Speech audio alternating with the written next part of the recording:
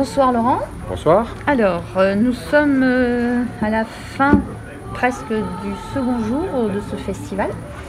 Alors, rappelez-nous un petit peu ce festival. C'est une date anniversaire cette année quand même. C'est une date anniversaire, c'est la 7e édition. 7e édition. 7e édition. C'est l'âge de raison donc. C'est un petit enfant. C'est un petit enfant. Voilà, à 7 ans. Il n'a pas perdu ses dents de sagesse encore? Non, pas encore. Non, pas encore, mais ça va venir. C'est un petit enfant, voilà. On dit que chez les musulmans, à l'âge de 7 ans, les enfants retrouvent les parents, retrouvent le papa. Jusqu'à 7 ans, les enfants sont avec les mamans. Et à 7 ans, c'est vrai, ils passent dans les mains du papa. Ils passent dans les mains du papa qui, a priori, doivent l'éduquer à la façon un peu plus masculine, j'allais dire. D'accord. Ce qui veut dire que nous allons avoir un festival un peu différent l'année prochaine. On aura certainement une autre édition, une évolution. On passera les 8 ans. Peut-être on trouvera, à mon avis, une esthétique, une autre formule, absolument.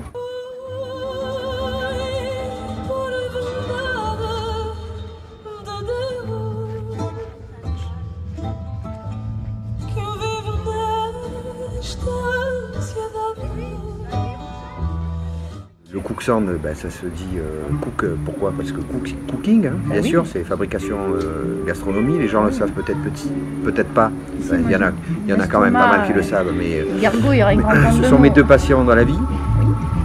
Voilà, après, en plus d'être musicien, je suis cuisinier, hein, parce que je suis diplômé de cuisine. Hein, c'est la raison pour laquelle j'ai voulu associer ces deux disciplines. Je crois que vous êtes batteur? Je suis batteur, pianiste. Et pianiste aussi. Ah non, ouais, donc les pianos de cuisine, les pianos de concert, exactement. la batterie de cuisine, c'est exactement, voilà, n'est-ce pas? C'est exactement ça. Sur le piano. Absolument. Voilà, et alors on peut aller même un peu plus loin parce qu'on peut aussi parler d'accords, oui, accordemés, on peut aussi parler d'harmonie. Les harmonies dans la cuisine, ça fait partie de ce jargon et de ce vocabulaire commun. C'est d'ailleurs pour ça qu'effectivement, il y a tout un vocabulaire associé entre la musique et la gastronomie. Effectivement, les pianos de chauffe, les batteries de cuisine, je suis pianiste batteur, effectivement, c'est les deux réunis. Et voilà, en fait, le concept de cook sound, il est parti de cette réflexion, c'est que quand on cuisine, on cherche toujours la musique qui va avec. Quand on reçoit des amis chez soi ou qu'on a envie de faire une bonne bouffe à la maison, qu'est-ce qu'on fait? On se dit, tiens, ce soir, qu'est-ce qu'on va faire à manger? Et puis tant qu'à faire, si on arrive à trouver une ambiance et une esthétique musicale qui va avec, c'est parfait. Voilà. Donc ça a vu le jour sous un livre-disque, Cook Sound, Marseille-Provence, en 2007. Qui associait 13 artistes marseillais il y a 10 ans, effectivement. Donc c'est le 10e anniversaire quelque part dans l'idée. Dans l'idée, voilà. Tout à fait. La sortie de ce livre, Cook Sound, qui est sorti chez Actes Sud en 2007, qui associait donc 13 artistes marseillais et 13 recettes de cuisine provençale, en français, anglais, japonais, et puis ça a lancé, j'allais dire, cette idée sous forme de Cook Sound Party, à l'origine, il y en a eu 9. Et lors de mon installation à Fort-Calquier, à l'occasion de la semaine Saveurs et Senteurs, l'Université des Saveurs et Senteurs m'a commandé une Cook Sound Party Haute-Provence-Piémont que j'ai réalisée dans ce magnifique site.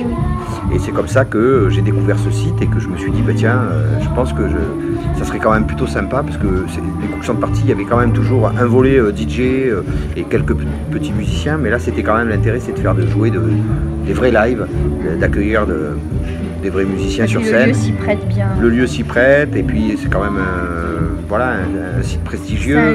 Un site un peu historique. Absolument. Les vieilles payères nous parlent.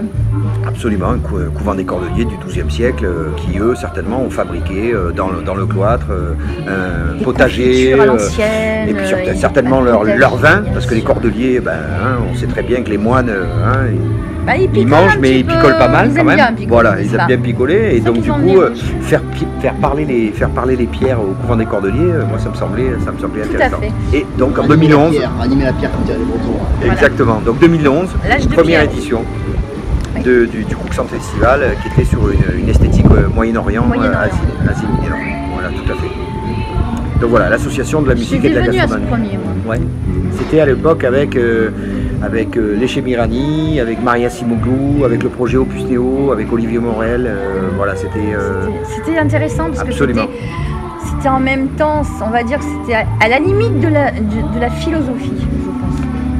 En tout cas, nous on avait pris beaucoup de plaisir à investir ce lieu parce que c'est vrai que jusqu'à maintenant il y avait quasiment très peu de gens qui avaient investi ce magnifique site puisqu'à l'époque en plus c'était un site qui était qui était pratiquement pas utilisé, où il y avait eu des travaux par la suite, il y avait des arbres dans ce cloître. Il a été totalement restauré, ils ont transformé, les jardins appartenaient avant à un propriétaire, et puis depuis après la mairie a racheté, puisque tout ce bâtiment appartient à la municipalité, ils ont racheté les jardins, etc. Et c'était quand même unique de pouvoir faire un premier concert dans ce site. Tu disais aussi à l'école des chanteurs qui s'est installée aussi à cet endroit-là, qui je crois qu'il y a absolument. L'université européen est quand même assez absolument, c'est l'université européenne des saveurs et senteurs, et qui forme d'ailleurs et qui forme des étudiants avec un vrai diplôme sur la réalisation de tout ce qui est parfum, l'utilisation de toutes les plantes de notre territoire, parce que c'est aussi une richesse importante. Les Alpes de Haute-Provence, c'est quand même un territoire où sont produites énormément de plantes aromatiques. C'est presque unique en France d'ailleurs, puisque c'est pas pour rien, je ne vais pas faire de pub, mais il y a une très grosse entreprise, Manoskin, qui a démarré ici, c'est pas pour rien, c'est parce qu'ils utilisaient les plantes aromatiques dans le traitement et dans la fabrication de cosmétiques. Mais pas que, il y a les amandes, il y a l'huile d'olive. J'ai même découvert hier soir qu'il y a un gars qui est en train de se lancer dans la... Ça peut être assez intéressant d'ailleurs, dans la pistache. Oui, la pistache. J'en ai entendu parler moi aussi. Un Italien, absolument, qui est en train de se lancer sur la pistache au plan désert, incroyable. Il y a déjà des amandes, mais là il y a les pistaches en plus. Incroyable. Et donc hier soir j'ai passé un petit moment à discuter avec lui d'ailleurs là-dessus. Je suis assez intéressé d'ailleurs pour voir son exploitation. Parce que, oui, tout à fait. Parce que la pistache c'est quand même un mets, à la fois énormément de saveurs, vasodilatateur, mais aussi aphrodisiaque. Donc voilà pourquoi, les études. C'est ce côté-là qui vous intéresse. C'est aussi ça qui m'intéresse. Non mais j'en étais sûre. Absolument. Et c'est pas pour rien que d'ailleurs les Grecs et les Italiens. Vous allez investir dans l'usine? Non, je vais pas investir, mais moi j'aime beaucoup les pistaches et par contre je moi savais aussi pas. J'adore, mais je savais pas du tout que c'était aphrodisiaque.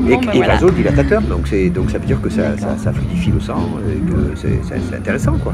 Donc on a une multitude de gens et de producteurs sur ce territoire, et donc ce festival c'est aussi de mettre en valeur tous ces producteurs au travers de la gastronomie qui est produite sur ce territoire-là, et on a une vraie richesse de petits producteurs artisans qui travaillent en bio ou pas d'ailleurs, mais qui travaillent, qui reviennent dans la production, dans la règle de l'art, qui travaillent notre terre, qui s'implantent, qui font vivre des gens, qui fabriquent surtout des produits exceptionnels, parce que vraiment on a une chance inouïe, c'est de manger des produits de très bonne qualité, et de pouvoir mettre en œuvre un festival où on permet aux gens de manger. J'ai été musicien, enfin je le suis toujours, mais pendant longtemps j'ai tourné beaucoup à travers le monde, tous les jours. Et j'ai mangé de la merde dans des festivals, et de la pizza, les éternelles lasagnes qui sont restées, le sandwich, le mauvais sandwich jambon beurre, le machin, et je me suis dit si un jour j'ai l'occasion de monter un festival, j'aimerais pouvoir qu'ils mangent comme quand ils viennent manger chez moi. Voilà. Et c'est aussi ce qui me semble intéressant. D'ailleurs, le retour que nous font les artistes. Oui, bon retour sur les interviews. D'ailleurs, on a une interview où ça mange. Ah ouais, voilà. Je trouve que c'est important quand même. C'est bon. D'ailleurs, sur une interview, on parle justement de ce qu'il y a dans l'assiette. C'est bon, c'est fameux, c'est marrant.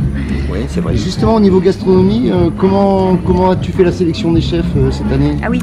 Tout est parti. En fait, à chaque fois, on essaye de réfléchir avec les principaux ingrédients que constituent donc le festival, et on essaye de trouver donc Alors, on a quelques prestataires et partenaires qui travaillent avec nous depuis de nombreuses années, dans la cuisine antique par exemple, qui sont de redoutables cuisiniers et qui fabriquent en fonction de ce que nous on leur propose de réaliser, justement comme ce soir.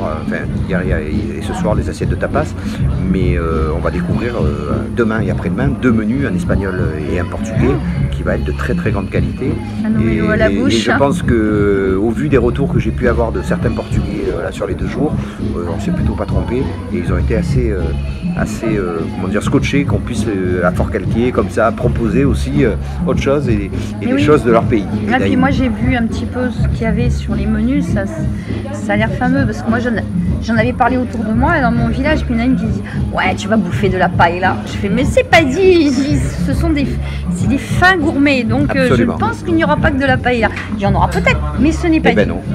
C'est d'ailleurs ça, c'est exactement. Pour que la paella c'est la ferme. Voilà. Et puis c'est vrai que Bon, moi j'aime beaucoup la paella, mais enfin si on peut aussi découvrir autre chose, ça peut être intéressant. Et d'ailleurs, on a même fabriqué des pastel de nata, qui est quand même un gâteau traditionnel portugais, qu'on a fait fabriquer chez un pâtissier à Forcalquier, avec la recette. Et il a fabriqué, on a déjà passé d'ailleurs 200 gâteaux depuis hier, qui est le fameux gâteau pâte feuilletée, flan à la cannelle, qui est le gâteau traditionnel portugais. Et par rapport à quelques Portugais, on a eu des retours qui nous ont dit super. Et concernant justement donc, ces chefs de cuisine, tu as présenté le projet, donc c'était en rapport avec la musique, ils ont été open de suite, c'est un truc qui leur a parlé? Oui, c'est des gens surtout qui travaillent, voilà, absolument, tout à fait, c'est des gens qui travaillent avec nous depuis plusieurs années, qui commencent à avoir aussi l'habitude de savoir comment on travaille. On veut des noms.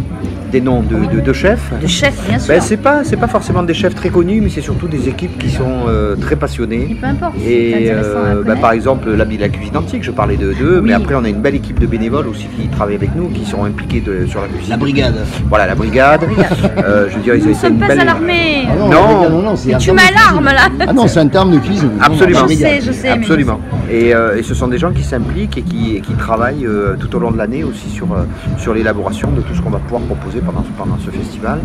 Et moi je suis un peu entre guillemets le chef d'orchestre, mais après ce sont tous des redoutables musiciens et cuisiniers, et ça fait plaisir parce qu'on est quand même aussi, la particularité aussi, c'est qu'on n'est pas dans une cuisine, on n'est pas dans un établissement de restauration, on n'est pas équipé. Non, pas du tout. Donc il faut aussi, il y a toutes ces difficultés là qu'il faut. Du plein air aussi. Du côté du plein air. Il y a de la chance là sur la météo, mais. Absolument. C'est un challenge aussi, parce qu'on sait jamais un an à l'avance. Absolument. Absolument. Et c'est d'ailleurs pour ça que cette année on va accueillir, on a accueilli, sont arrivés aujourd'hui, un partenariat avec l'Institut Paul Bocuse, avec des chefs de World Wild Alliance. C'est ça que je voulais entendre bien dire, sûr. Paul Bocuse. J'en avais ouï dire, mais. Absolument. Qui sont trois chefs qui sont donc du département Worldwide, c'est-à-dire que ce sont des chefs qui viennent d'établissements similaires à Paul Bocuse, de l'Institut Paul Bocuse à l'étranger, et qui viennent se former donc à l'Institut à Lyon, et que nous avons sollicité en leur faisant une proposition de venir, de les accueillir dans un cadre un peu différent, dans un cadre un peu rock'n'roll, mais tout en gardant une certaine qualité et surtout un vrai challenge de réaliser des recettes. Et d'ailleurs demain ils vont réaliser des choses pour l'espace pro, parce qu'on ne pouvait pas évidemment proposer pour le grand public, mais en tout cas parce que ça nécessite quand même des moyens. Mais en tout cas, ils ont travaillé déjà cet après-midi. Pour l'espace pro, ce sera taboulé, c'est ça? Ça sera taboulé. Ce sera taboulé, taboulé, jambon beurre. Pizza, jambon beurre, exactement. On va mettre du kiri. Moi je pensais que les tarades. Alors demain on va passer sur une journée, enfin une soirée, même une journée, parce qu'il se passe plein de choses aussi pendant ce festival. C'est aussi des ateliers pour enfants. Voilà. Donc il y a pas mal de choses pour les enfants et les parents. Donc c'est des ateliers. Vous entendez les enfants, il faut venir. Il y a plein de choses pour vous. Il y a plein d'ateliers, avec d'ailleurs en partenariat avec les ateliers d'artistes de Forcalquier, parce que ce sont aussi des gens qui font plein de choses très intéressantes tout au long de l'année avec leurs ateliers d'artistes.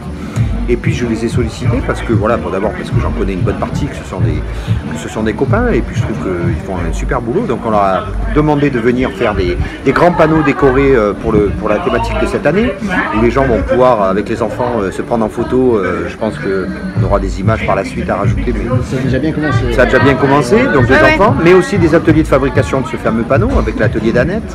Demain nous aurons Marie Burel qui fera un atelier photo valorisé avec Patricia Steiner aussi. Patricia Steiner, exactement. Il y a eu un projet qui a été initié, que j'ai proposé aussi au foyer de la Simonette, donc ce foyer qui accueille des résidents en situation de handicap, de leur fournir 8 appareils photo numériques, et avec lesquels ils avaient le loisir total d'être accueillis sur le festival pour prendre des photos d'avoir leur vision à eux, qui est certainement différente de la nôtre. Leur vision du festival ou leur vision de... Leur vision d'individu, ils ont été encadrés, et ça a donné lieu à 2 ateliers préparatoires avec justement Marie Burel sur des photos colorisées. Il y en a eu un préalable avant le festival. Là, ensuite, elle les encadre sur cet atelier avec leurs encadrants. Et à l'issue du festival, il y aura un deuxième atelier avec des recherches de toutes leurs photos, colorisation, et pour donner lieu à une exposition pour montrer le travail qu'ils auront réalisé à partir de la rentrée. D'accord. Et cette exposition, elle sera a priori proposée Je suis encore un peu en train d'avancer là-dessus, mais elle sera proposée pendant la fête des associations parce que j'aimerais que le plus grand nombre puisse voir aussi leur travail. La fête des associations chez vous, c'est en septembre C'est en septembre, exactement. Comme partout, quoi. Voilà. Et de pouvoir, et surtout qu'ils puissent eux-mêmes présenter leur travail et présenter leurs photos. Donc ça sera des photos qui seront aussi imprimées et tirées au CAT de Manosque. Et puis moi, mon objectif, c'est d'essayer de faire tourner aussi cette exposition auprès des écoles primaires et au collège pour montrer que ce public-là, il a un vrai talent aussi. Il est comme nous tous, il est différent, mais il a un vrai boulot. Donc voilà, et ça a permis du coup de permettre justement à Marie Burel d'aller au foyer de la Simonette, de travailler sur 2 ateliers de photocolorisation. Et c'était super intéressant. Et aujourd'hui, ils étaient encore là toute l'après-midi. Ils seront là demain. Ils viendront faire les balances. Et puis surtout, ils seront pendant les concerts. Et puis moi, je leur ai donné carte blanche pour qu'ils aillent dans les loges, qu'ils se baladent, qu'ils aillent voir, etc. Donc voilà, ça c'est pour parler des ateliers.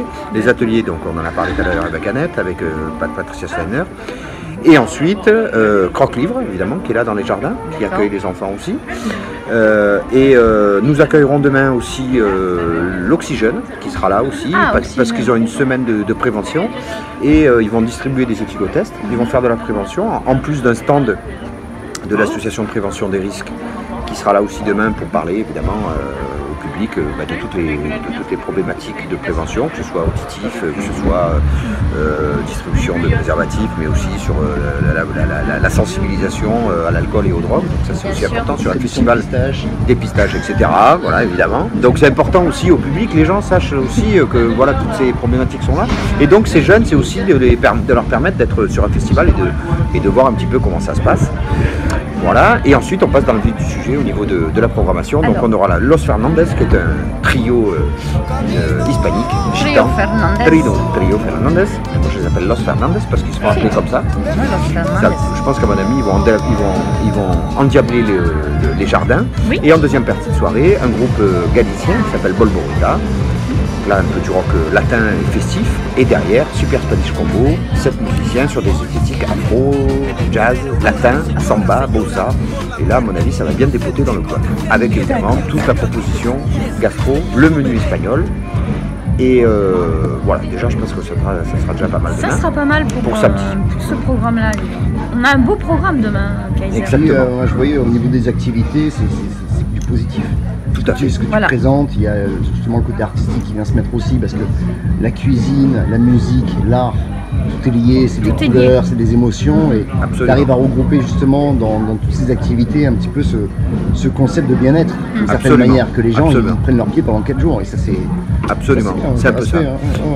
Merci beaucoup. Merci beaucoup. En tout cas, moi quand je vois le public qui vient à ce festival, je me rends compte que c'est tout un public que je vois pas forcément d'habitude ailleurs, et qui se déplace justement, qui est pas forcément, qui est un peu âgé entre guillemets aussi, parce que c'est un public tendance, c'est familial, et ce sont des gens qui à mon avis aussi, parce que je me rends compte de ça depuis maintenant 7 ans, qui sont attentifs à la qualité. Et c'est des gens pointus qui cherchent quand même aussi. C'est pas non plus le truc administratif, le machin. Voilà, exactement. Exactement. Et pas la rigueur administrative, mais ils sont aussi dans la recherche de la découverte, parce que c'est aussi intéressant, parce que moi je me suis fixé comme objectif sur cette programmation chaque année, c'est de faire de la découverte, de présenter des artistes qui ne sont pas forcément connus, surprendre, qui ne sont pas programmés sur tous les festivals, parce que ça, je pense que ça n'a aucun intérêt aujourd'hui de proposer des artistes qu'on voit partout. Non, par contre, faire venir des artistes, on aura la chance dimanche d'avoir Ricardo Ribeiro, qui est une étoile montante du fado portugais, qui est un des rares fadistes masculins, qui va faire qu'une seule date cet été. Il va la faire au festival en France, le reste il part en Autriche, en Allemagne, au Portugal, et on est très fiers de pouvoir l'accueillir. Oui, et on sait que voilà, de proposer des pépites, voilà, un petit peu comme ça, et les gens, je sais, absolument, et je sais que le public du festival vient pour ça, ils viennent faire de la découverte d'artistes, et il se trouve que chaque année on change de thématique. L'année dernière c'était Celtic. On sait qu'à chaque fois, on va avoir un public à la fois différent, mais aussi un public fidèle qui vient pour découvrir musique, cinéma et gastronomie, ou la concordance des sens. C'est ce que j'appelle, c'est un peu ma phrase clé de ce concept. c'est que voilà, on aime bien manger, on aime écouter de la bonne musique. La géographie on musicale aime la et culinaire. Absolument. C'est le festival du bien-être. La Exactement. géographie musicale et culinaire, du partage, et ça, c'est vraiment... Et du partage et de la convivialité. Voilà. Parce que c'est aussi ce qui est intéressant au travers d'un événement comme celui-là, c'est la convivialité. Les parents, les enfants, les jeunes de Oui, puis il faut dire aussi que votre staff, autant à l'accueil que partout, ils sont très accueillants et très souriants. Et ça, c'est agréable. Ils sont dans l'esprit partage. Et ça, voilà. J'espère que je leur transmets ça. Et j'essaye de regrouper d'année en année l'équipe s'étoffe. Cette année on est 52 à travailler sur ce festival, ce qui n'est pas rien. Ça nécessite de l'énergie et surtout on a un public qui s'implique, qui ne sont pas forcément issus de ce milieu-là, mais qui ont envie justement de participer à un événement local, j'allais dire, mais bon. Et c'est plutôt flatteur pour nous de se dire des gens qui ont envie de donner du temps comme ça. D'ailleurs, on va dire bonjour au Mag 04. Salut le Mag. Salut le Mag. Hein, on est là, on est entre nous, on est à la cool, on est à Fort-Calquier. Voilà, voilà.